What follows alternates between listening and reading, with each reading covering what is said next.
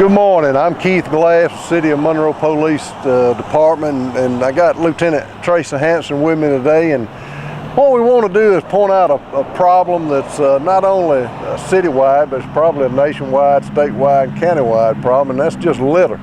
And while this is not the most devastating crime that we deal with in the City of Monroe, as you can see from the video, it's a lot of trash, and we're standing right here at the East Spring Street exit coming off 78 Highway, and this litter was picked up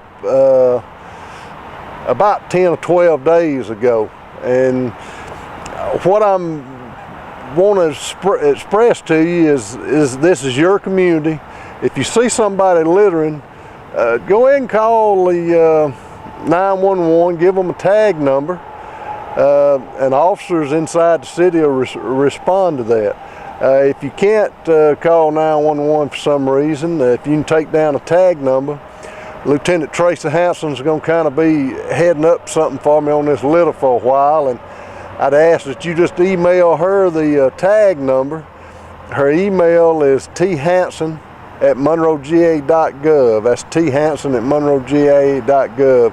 And again, it's your community, and as you can see, and he'll scan around and show you some more trash, but this trash was picked up with community service by community service workers about 12 days ago, and you can see how much is built up. So we really need your assistance, and we're looking at some ways also of places where we have a lot of this, maybe getting some video out there so we can catch them also on video. But we just need your help with that, and if you have any other problems with the crime or whatever in the City of Monroe that we can help you with, please contact us at the City of Monroe Police Department.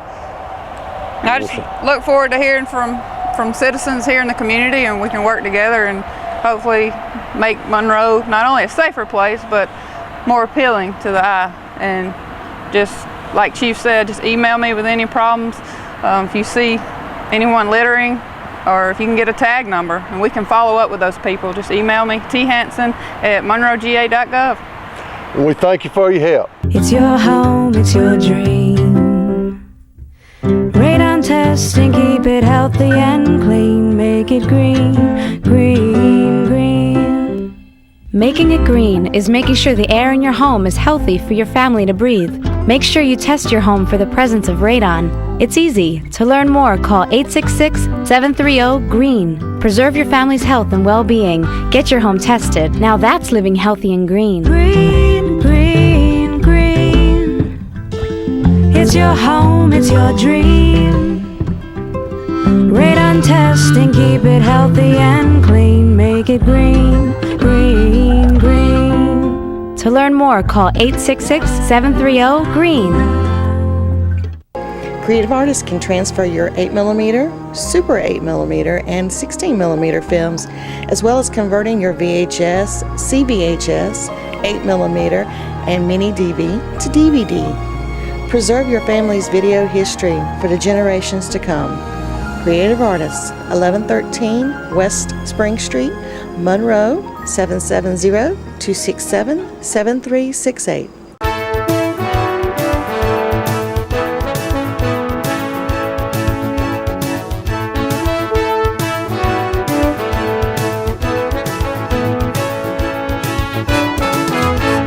You see a lot of stuff in the news, and it talks about our country, and sometimes you wonder about maybe our country, and that's what's always made our country the greatest country it is.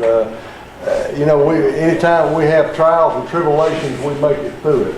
Right now, it's a very tough time because we're in a pivotal point with the things that's going on in the world. So always, and I don't know if you ever do or don't, but I always do. If I take time to say a prayer, I always say a prayer for the folks that are leading our nation. I say a prayer for our president, the vice president, the Congress, the senators. They have an awesome responsibility, and I promise you, they need some intervention. Just as we do trying to run a 42-person police department. So with that, we're gonna take off, and I'm gonna try to stand back out of the way. And I've been told that is that gonna work, Paul? Paul Mullins is the Action 5, Channel 16, he does that. Will that thing work far enough away, or am I okay, loud ugh? Okay. I would start with forcible rape first. I'm showing it to you, I think you have both of them stop. Well, you need to unbump it. I don't want to start there, but we'll get there. Killicott never did do that to me.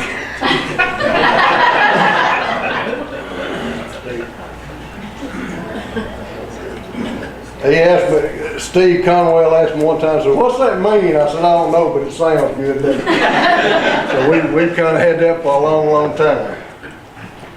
Okay, calls for service this year are up by about 3,000, a little over 3,000. I think that's probably across our county, probably the same thing with the sheriff's office and the other agencies. Our call volume is pretty high. Our population is roughly 15,000. When you do the math on it, that means we answer about 3.56, 3.7 calls per citizen. Think about that a second. You do the numbers on the rest of the agents, they're running a little less than 2 or right at 2. Violent crimes are up, 91 versus 74 last year. Property crimes are up by almost 200. And that's theft, that's everything from breaking and entering autos, that's shoplifting at Walmart, that's just general theft. Homicides, we've had 2 this year. 1, aggravated assaults are up minorly. And aggravated assaults where somebody uses a weapon in an assault on a person. You know, that's just not that's not me and the city attorney fighting over what ought to be right and what ought to be wrong and slapping one another. That's somebody's got a knife, stick, gun, something can do grave bodily harm to you. Robbery, way up by, well, I say way up, it's up by 9. Robbery, I'd like to see none, but unfortunately we have folks that, and robbery is not breaking in the house stealing, okay? Robbery is, Steve Conwell hits me upside the head and takes something from me, okay, or uses a gun or a weapon to forcefully take something from me. Burglary. We were actually about 6 or 7 or 8% below last year in December. We had a rash of burglary in December. And that jumped us up in December, so we had a rash of it. Arrests have been made. Most of these, we had an incident the other day, a guy breaks in the house and we do a real good job. They find out who it is, recover the stuff. The very next night, guy gets broke into again. Well, he runs from out of the house with a firearm. It's been pretty calm over there since that incident. I hope it stays that way, you know. Hope it stays that way. Forcible rape. The rapes we've had this year has been one actual forced rape. The other 4 are statutory rape where it's been an adult with an underage person. We have a lot, we have more than our share of child abuse or child molestations and that type of incident within our city. Larceny, again, is theft. Motor vehicle theft, we had 7 more this year than last year. A lot of those have been recovered and returned. Arsons, we got 2 suspected arsons this year, or reported arsons. That's where somebody set somebody's house on fire. Family and children incidents, this is a good number, drops by not quite 30. But anytime that number's going down, we're happy to see that. car accidents are up by almost 100, and most of them are right out here. So when you leave here tonight, be careful. You don't go the back way. This is a very heavily traveled area. I was telling Mr. Richardson, we was having a conversation tonight, and I said, the City of Monroe Police Department probably hadn't worked Georgia football traffic since the 60s, when you had to come right through the middle of town to go to Sanford Stadium. Well, this year we had to work football traffic. DOT, as my understanding, is going to do some work this summer, so hopefully we won't have to do that next fall. Our arrests are up by about 144. 1,565. That means we've locked up over 10% of our population. That's a statement. Not a good statement, but it's a statement. Drug arrests are up by 22. Drug-related arrests are up by 5. Good old Judge Brownlow saw 4,510 people this year. I had that many cases, him and Lynn, and we constantly having to buy new handcuffs, and we buy them now in colors like pink and yellow and chartreuse, and we won't nobody keep them. But they've been busy. Seized assets. Mr. Richardson, I always use this as a requirement of state law, that where I tell you, or the council and the governing body, how much money, but I will send this also to the county. Shows how much money we've seized this year, how much money we've spent. Local condemned seized was 21,753. Condemned during that year was only 3,700. Federal assets that we got this year was 39,907. Two different pots of money, okay? Total for 43,000, and then we got the 2,100 balance that's pending, 65,000. In the federal, we've received 65,000 this year, and we have another 91,000 pending.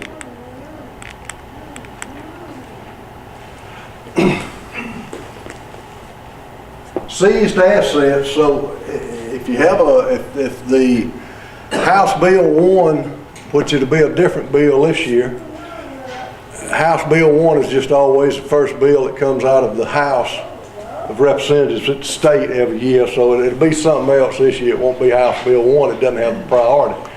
It may come back up, but it talks about seized assets.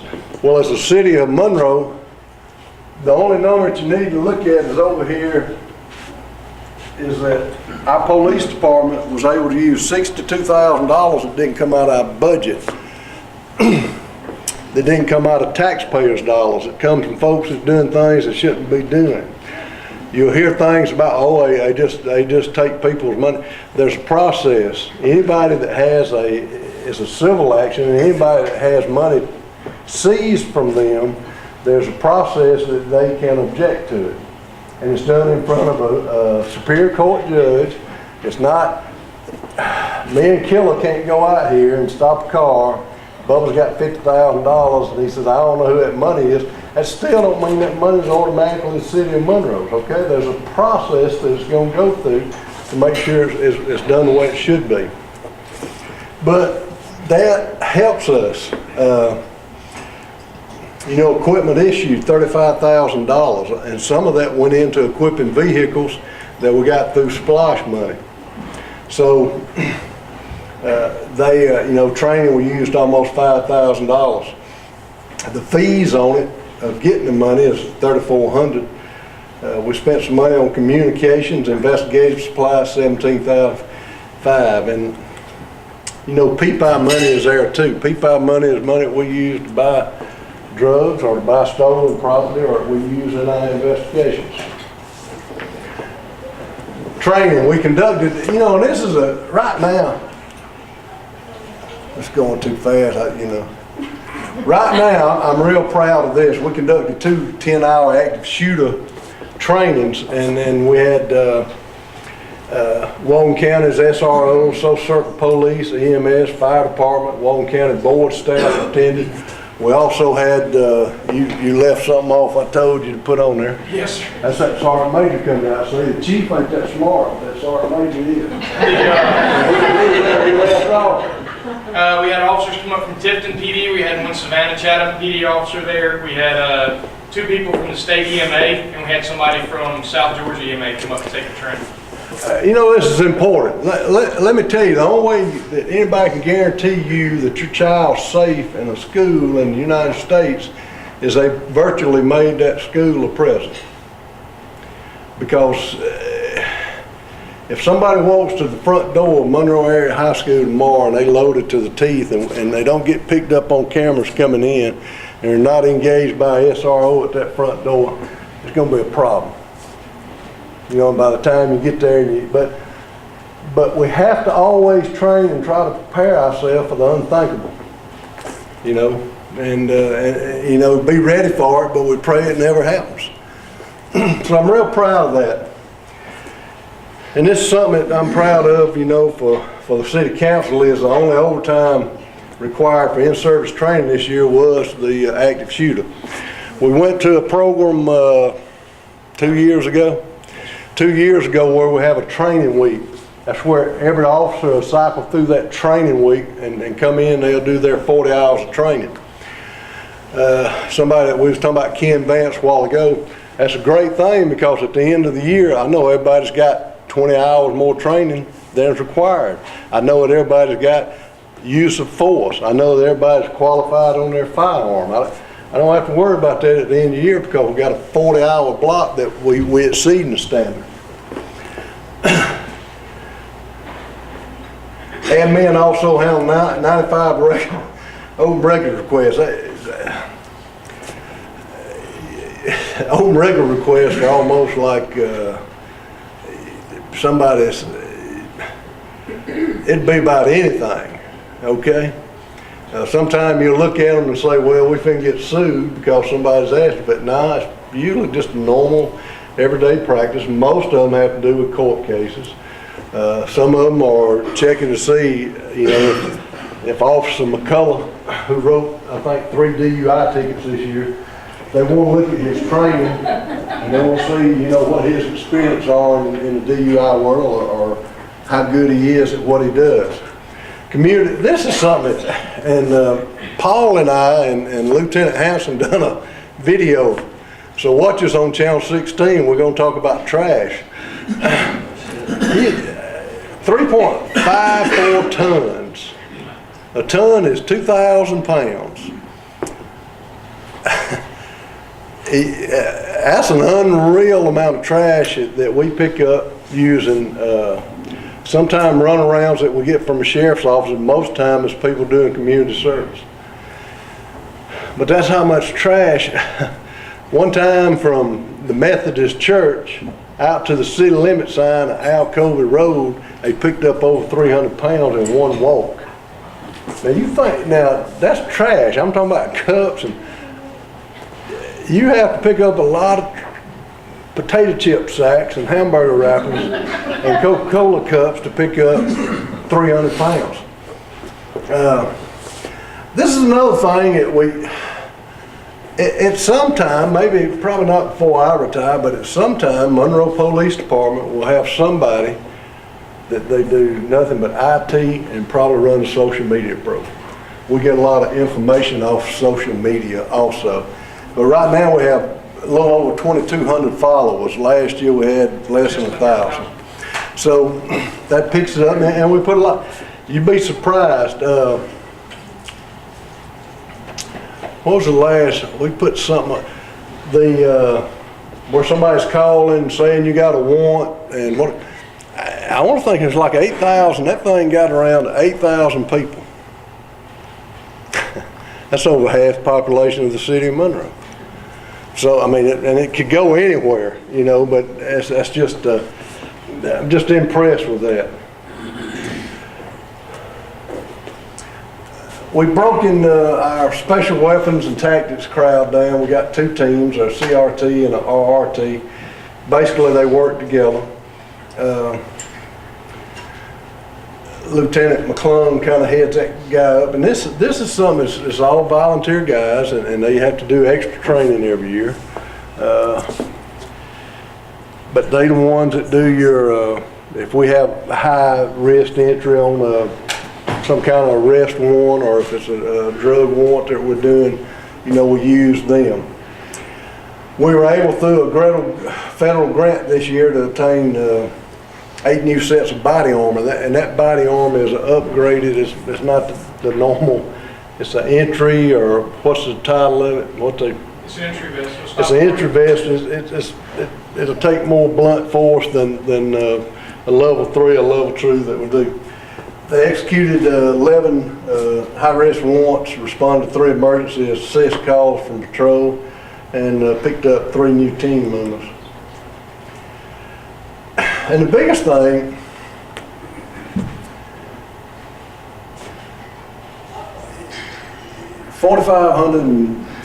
let's say 46,000 calls for service. That keeps you busy. But our uniform patrol, instead of just responding to those calls or initiating some of those calls, they also have to be proactive in the areas that they're assigned to. And being proactive doesn't mean necessarily writing 500 tickets. It's knowing your community. It's knowing the people in the neighborhood.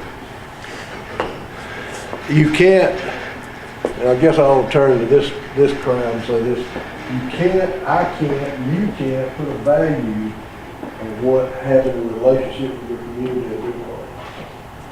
Okay? They tell you stuff that you wouldn't find out if you didn't have a relationship with them. And also afford you the opportunity to make a real difference in some people's lives.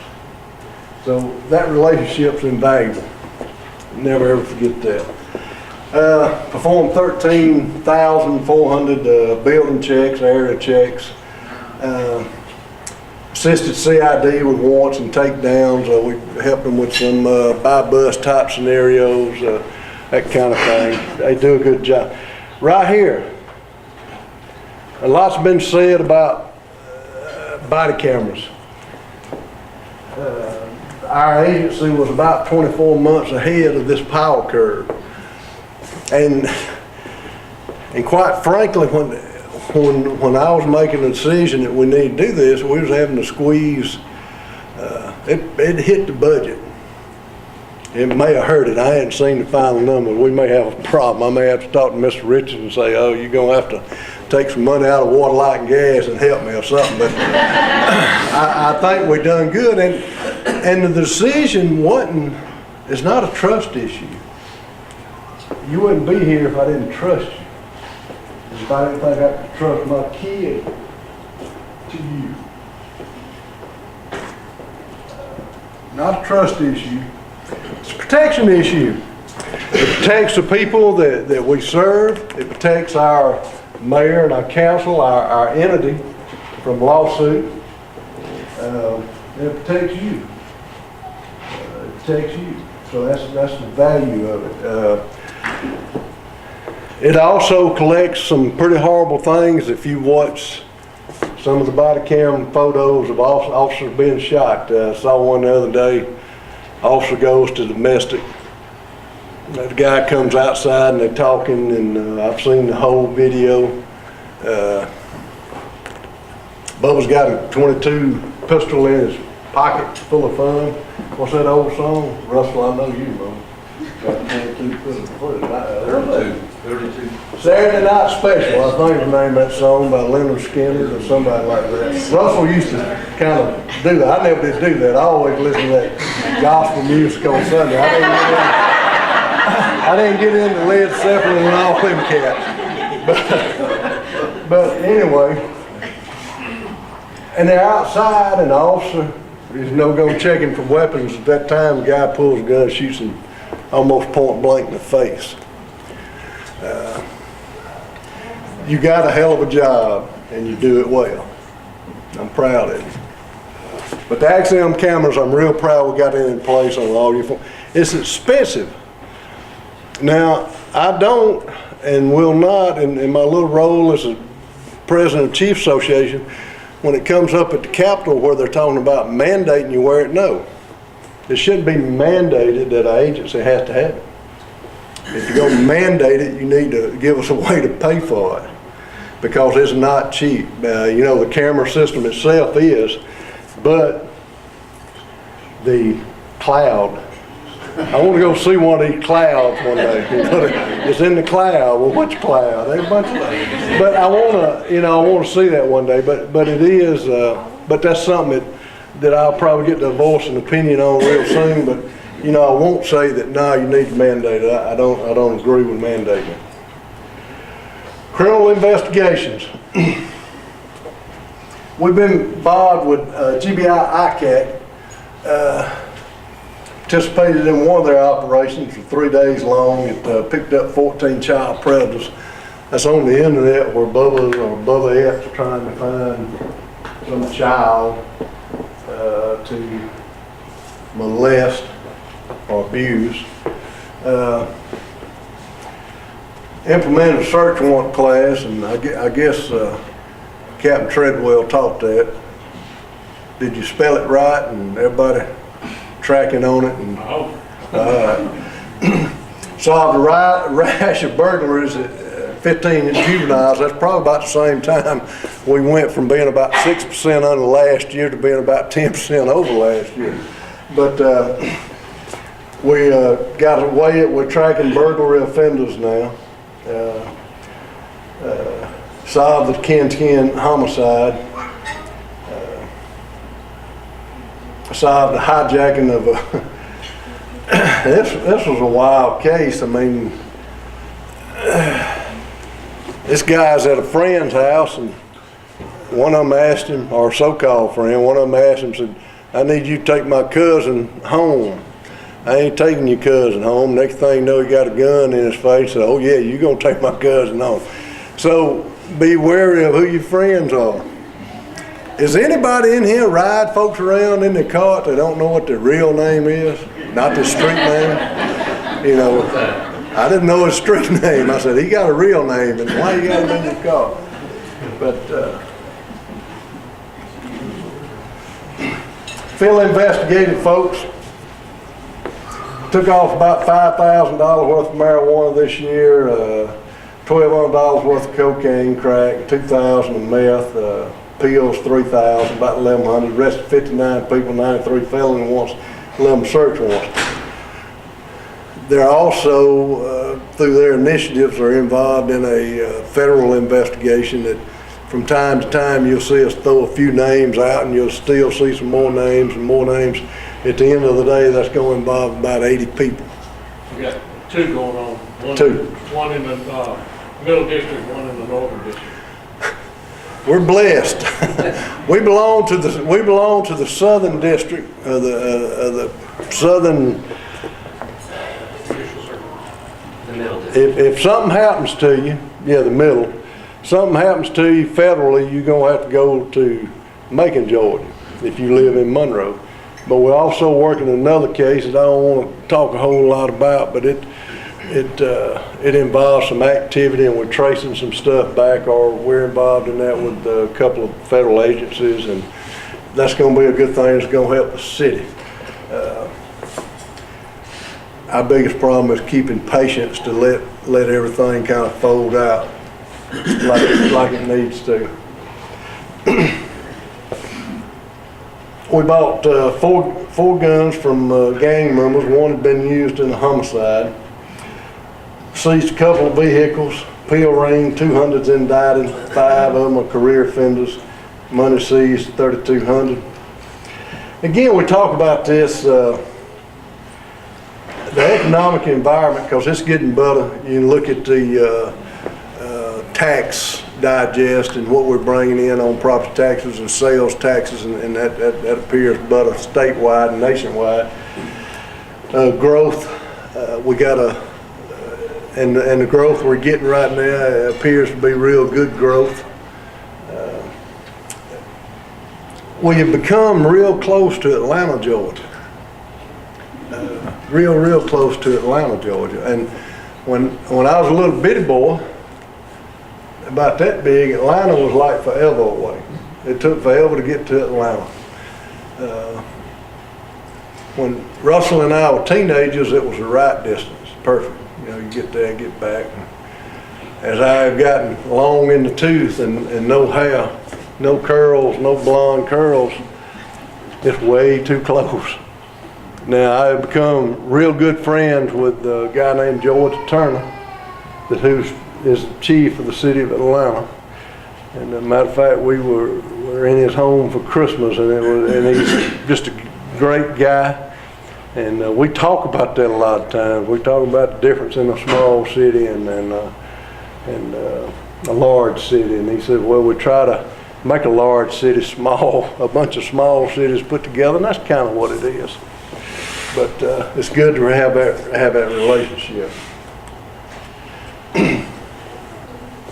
A little different picture than you normally see. We got a fire truck added in there. And I've had the blessing and the opportunity to get to work with the fire folks, and it's been a learning experience for me. I think it's paid off for the fire department. I think it's been good for them. I think it's been good for the city. But you know, when we think about it, they are our partners, just like EMS is our partners. You think about the times that you've been on the scene and EMS, you know, you got to work somebody or whatever, and you know, it's all a combination of things.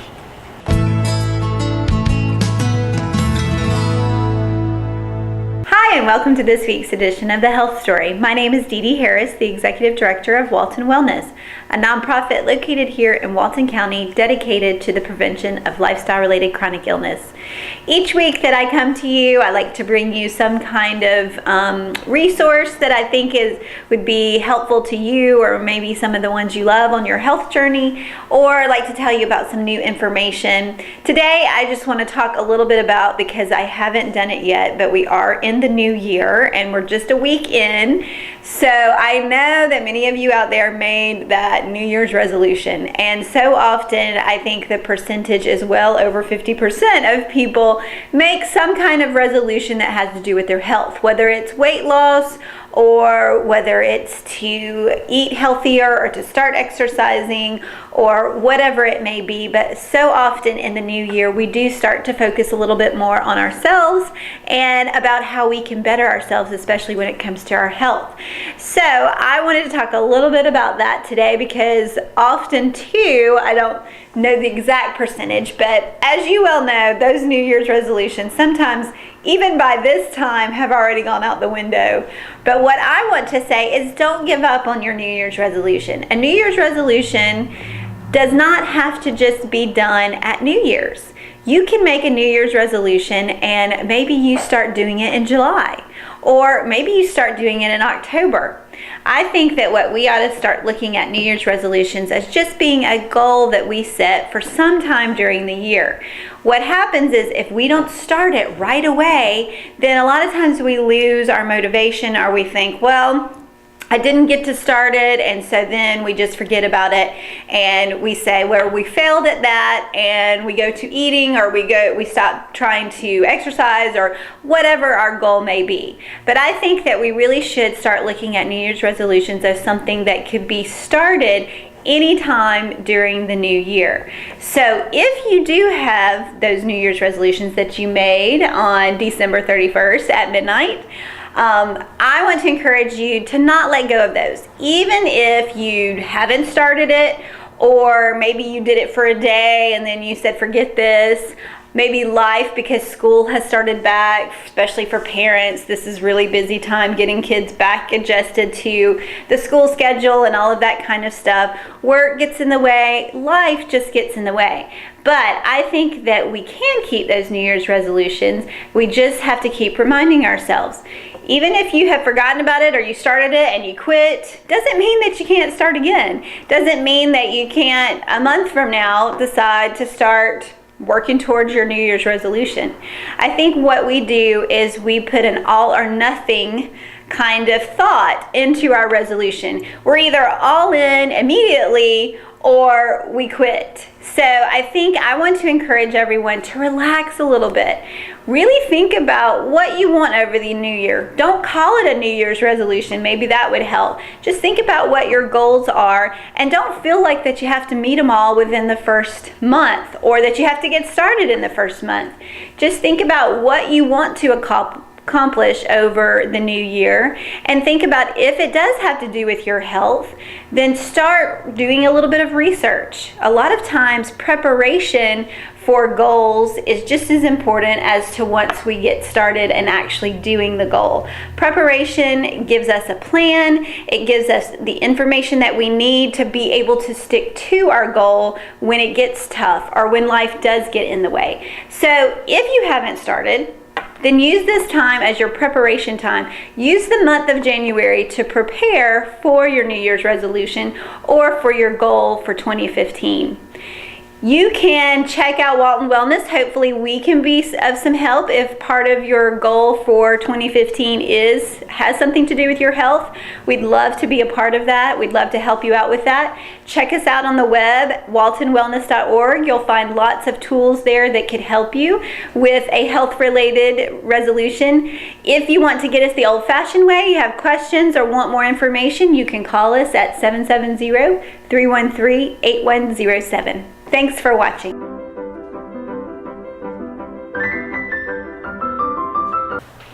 Hi, my name is Dr. April Mitchell, and I'm a veterinarian at the Monroe Veterinary Clinic. And today I'd like to talk about animal nutrition, mainly dog feedings and nutrition with your canine family members. And I have today my dog, Ben Franklin, who everyone can see is very food motivated because I have a cup of food that he thinks is for him.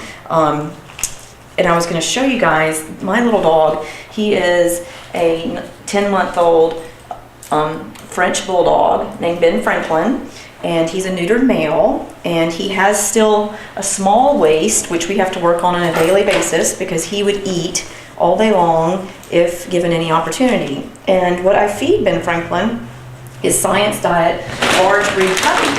And you may say, why on earth would you feed this little short dog, who is short like me, large breed puppy? But the reason I feed him the puppy is because he is still a juvenile, and the large breed has a good deal less fat than the small breed or toy, and he's so short and compact, he really doesn't need a whole lot of fat in his diet. And so I really monitor his weight, and he only gets a half a cup, which this is a 8-ounce cup. He gets a half a cup of the large breed puppy twice a day, and he gets just 2 or 3 treats throughout the day too, because one reason that you have to really monitor your dog's treats is because it does have a lot of calories, and like a standard size milk bone can have up to like 100 calories in it, and for a dog that's a lot. So when you're trying to monitor your dog's weight, you need to try to look on the bag of the type of dog food that you're feeding, and in this bag it has a weight chart for daily feedings and for his age and how many cups a day he should eat. And then you do have to still kind of monitor that and kind of play around with it, because really he eats a little bit less than what the recommendation is. And that's because I really do not want him to become overweight, because I know how difficult it is to get the weight off your dog once it's already on there. And being overweight, just like in humans, causes tremendous health problems. And it's one of the most serious conditions that we see now in our practice is obesity. And it does shorten your dog's lifespan, and it does create more stress for their joints, which leads to arthritis, and then the dogs don't want to exercise even more, so it creates like this vicious cycle of pain and increased weight gain. So I just want everyone to know, when you are told that your dog needs to eat, let's say 1 3/4 cups of food a day, it's not a red Solo cup. It's an actual cup, which is 8 ounces, and you don't have to have this really cute, nice Science Diet plastic feeding cup. You can use your measuring cup out of your kitchen. But sometimes people say, well, I only feed him a cup a day, but then when asked, you're talking about they're talking about a 12-ounce cup that they're feeding, which is, really more than your dog really needs. So we all love our pets and we all want to feed them well, but you don't want to overfeed them because it really does create a lot of problems. And I know we've talked about these things in the past, but table scraps, things like that, really do have a lot of extra fat that your dogs just can't metabolize. So with the choosing your dog food, there's a tremendous amount of dog foods on the market now. I feed my dog Science Diet. I always have fed my dog Science Diet, even ever since I was in vet school. I do believe it's a great dog food. The reason I think it's a great dog food is they spend a lot of money in nutritional studies on dogs, where a lot of dog foods are just marketed very well, but they're not balanced diets. And there's a lot of really popular, very expensive foods that have commercials all the time now, which have great commercials. But those commercials are designed to make you buy the food, and they really don't care about your pet's nutrition at all. Unfortunately, wolves do not live long in the wild, and we really hope that our domesticated pets will live a lot longer than lynxes and wolves. So think about that when you're seeing those commercials, and call and see if they have a nutritionist you can speak to, because when I've called, they certainly don't on a lot of those new dog foods. So Science Diet is great in the fact that you don't have to feed as much to your dog. So even though the price may be a little bit more money up front, over the long run, you're going to be feeding less, and then there's going to be a lot less fecal matter to clean up also, because your dog is digesting a whole lot more of it. Now, are there still really good dog foods other than Science Diet? They certainly are. But you really need to know how to read the labels, and they're very confusing for some people, and even for me. There's an AFCO statement on here, which this is almost the most important part of the dog food, even though everyone thinks it's the protein source, the ingredients. But this AFCO statement right here has to be on every bag of dog food. And this one reads, animal feeding tests using AFCO procedures substantiate the ideal balance, provides complete and balanced nutrition for the maintenance of adult dogs. Dog foods that say for all life stages means that they were formulated for puppies. So if you read the AFCO statement and it says formulated for all life stages, that means the dog food that you're feeding is formulated for a puppy. So if you have a 13-year-old poodle that you're feeding all life stages for, that's going to be way too much protein for your older dog. And the fact that this says animal feeding test means that before this food was sold, it was actually fed during feeding trials to research dogs to make sure that the dogs thrived and did well on the food. When it doesn't have the feeding test or feeding trials, that means that it was just formulated and fed to dogs with no testing. So, hey, this chemical formula for this dog food looks like it would be really good. I'm gonna feed it to my dog. But actually, they may have not tested it on dogs before they fed it. So it could have a much higher phosphorus and protein level or other minerals that your dog just does not need. So having a complete and balanced nutrition statement is very important. And for whatever life cycle your dog is, it should say puppies if it's puppy food, and it should say mature adults if it is for dogs greater than 7 years of age. And one thing about mature adult Science Diet food, especially the small and toy breed, is it has a higher level of antioxidants in it, because our poodles and little terriers, they have a longer life expectancy, and the higher antioxidants are thought to help slow down senility, which we see unfortunately very often in a lot of our older dogs. Just like in humans, senility can be a huge problem. So the higher antioxidants in their diet oftentimes is thought to help slow and control that problem, because it is really devastating to have your beloved dog not recognize you and to stare off at the wall and just not know what's going on. So things that we can do to prevent that, because most small breed dogs are going to live a lot longer than a lot of our large breed dogs. So if you guys have questions, please give us a call. We'll be glad to go over this with you. But please don't get on the, internet bandwagon with a lot of these foods that have great marketing, because the marketing and you buying the food is their main goal. Where other dog food companies and Science Diet, Purina, they are really hoping to help with your pet's health. Whereas a lot of the companies really don't care about that. They just want you to spend their money. So please think about what you're doing. And if you have questions, please ask a veterinarian who is trained in animal nutrition. A lot of people that sell dog food at some big retail stores have no training in animal nutrition. So, do you want to ask somebody that's been to vet school and had significant training, or do you want to ask somebody who's 18 and has a part-time job all about your animal nutrition? So think about these things and give us a call. Thank you.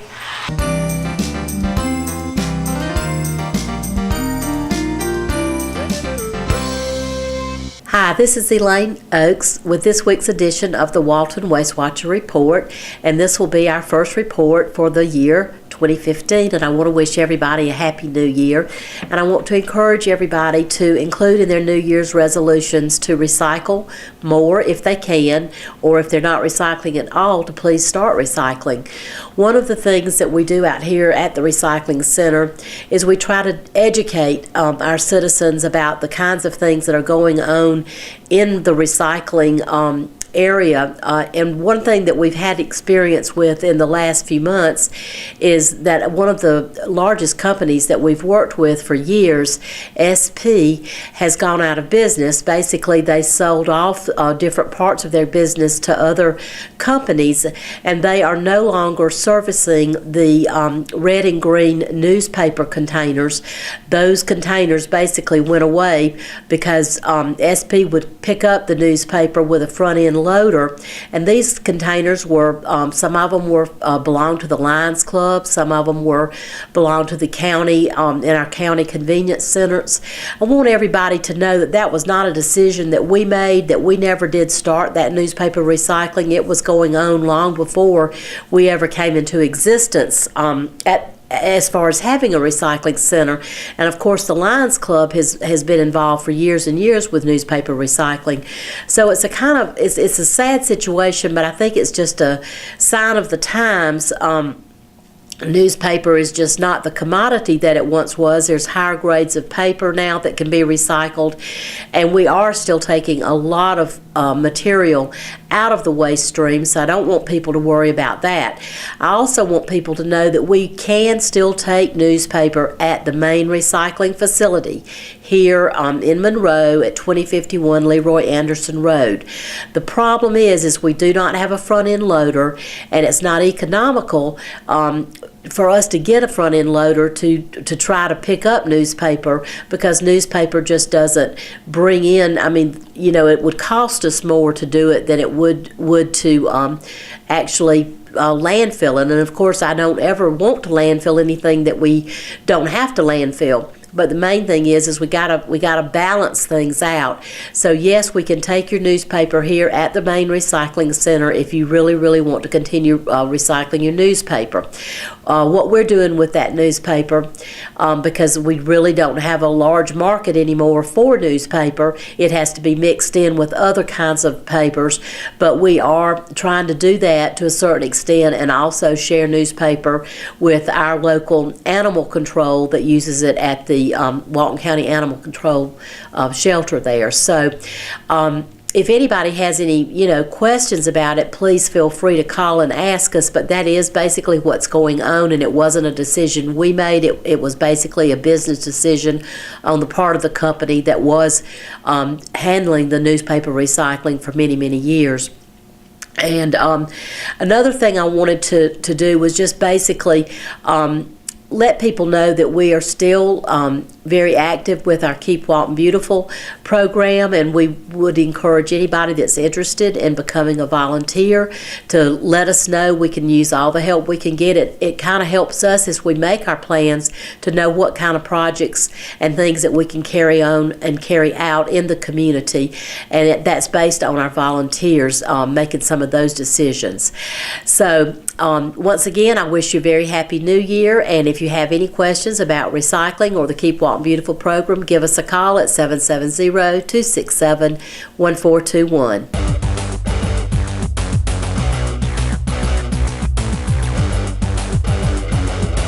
Hi, this is Jody Johnson. I'm here with the Recreation Report. We're happy to say we're registering for baseball and softball and all our spring activities, which includes our track and soccer along with the baseball and softball. So go to Felker Park or to Meridian or down to South Walton Park to register your child or grandchild into our program. If registration's over, we'll have a limited space, so get down as quickly as you can to make sure you can reserve your spot for one of our spring activities. I know the weather doesn't feel like spring right now, but it won't be long. We'll start practicing in February and start playing games in March, and the weather will warm up for those spring activities coming up soon. Our basketball program is finally winding down. We'll finish our county championship, which is a lot of fun to play in. We'll finish that in the end of January. I think January 25th kicks off the countywide tournament at all of our gyms at Felker Park and Meridian Park. So we'll have a lot of kids playing basketball that week. And then we'll go on to All-Stars, where all our teams will compete in the Georgia Recreation and Parks Association District Tournament. We'll be hosting some of that here in the Loganville area, and then some of our teams will have to go to the DeKalb, Doraville, or the Henry County area to compete in the district championships. Glad to say that our 11 and 12 football team did win a state championship, so congratulations to that 11 and 12-year-old team. We'll be awarding their championship rings at the commissioners meeting in February. So congratulations to our 11 and 12-year-old GRPA state champion team. They went up and defeated the several teams, I think, including the city of Atlanta, Valdosta, Cartersville, all these teams that were in the state championships up in Dalton a couple weeks ago, and they handedly won the state championship. So congratulations to them. We look forward to great things as most of you guys move up to middle school and eventually to the high school ranks. So we look forward. That team won 2 state championships while they were playing with us. So hopefully there's some great things to come from that group of kids. So also just want to remind you, I know a lot of you make your New Year's resolutions to live more active life. So we invite you to come out to our community centers. We have a lot of good programs. The numbers are up. A lot of people are coming out to the community centers and working out. If you're one of the seniors in the area, we invite you to come to our senior aerobics classes. Those things, we average over 100 seniors at our it's somewhat chair aerobics. It's dancing to music. And working at your own pace. It's a great place to be social with some of the other seniors in the area. So we invite you to come out to senior aerobics class, come to our community centers to work out, walk on the 1/16th mile walking track. We invite you to do that and try to make sure your New Year's resolution comes to pass this year. So just go to our website at waltoncountyga.gov. We have a lot of information on that website, a lot of programs for you to do, whether you're 6 or 66. We have something for you here at Walton County Parks and Recreation. So until next time, thank you very much.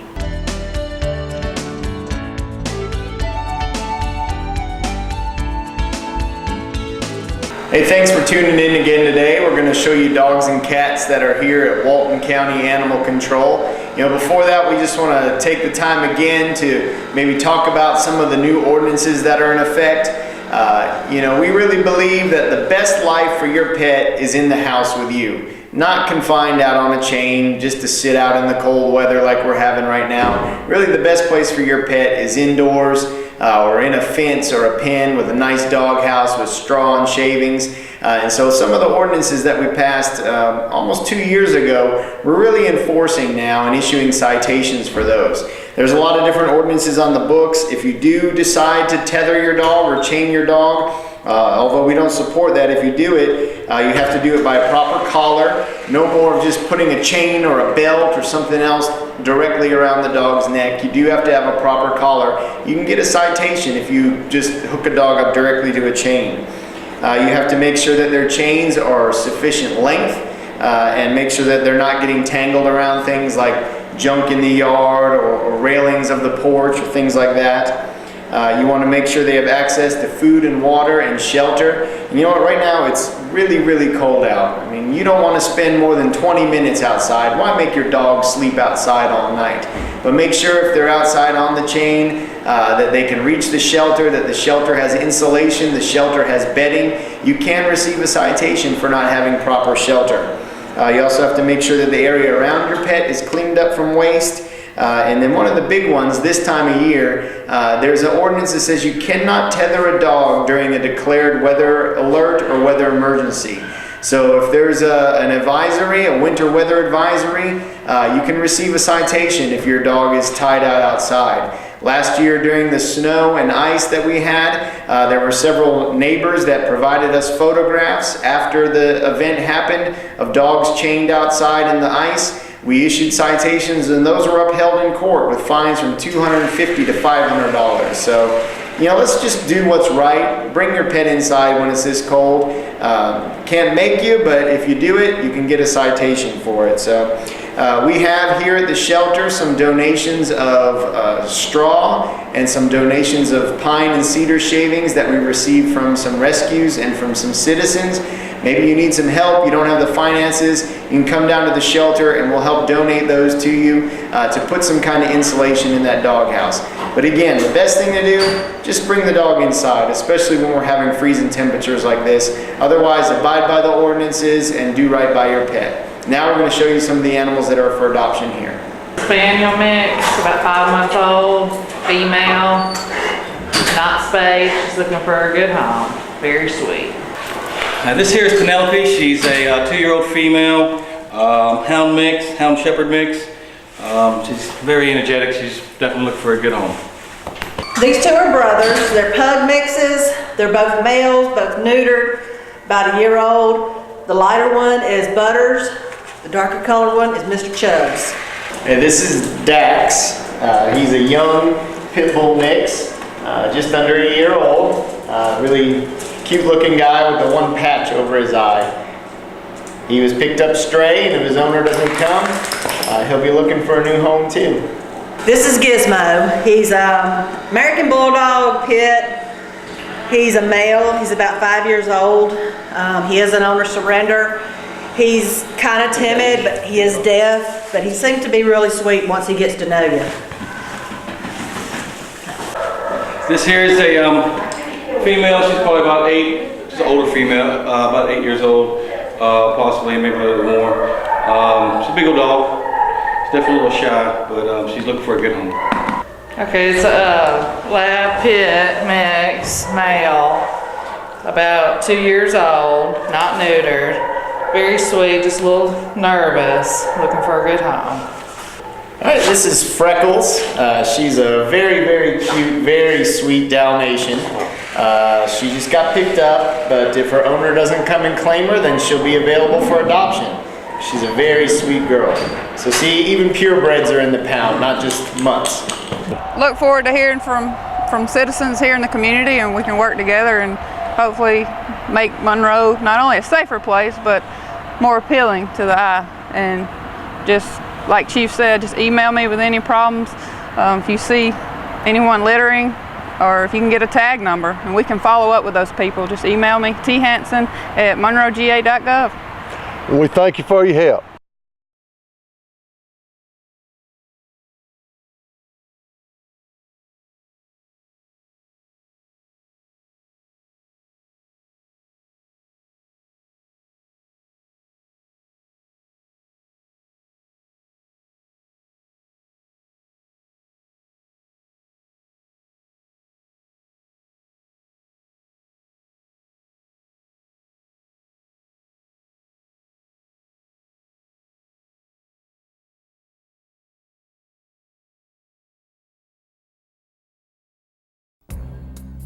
You've known for years that this is the #1 cause of lung cancer, smoking.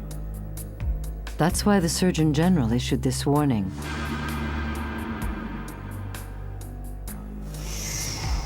But do you know the #1 cause of lung cancer for non-smokers?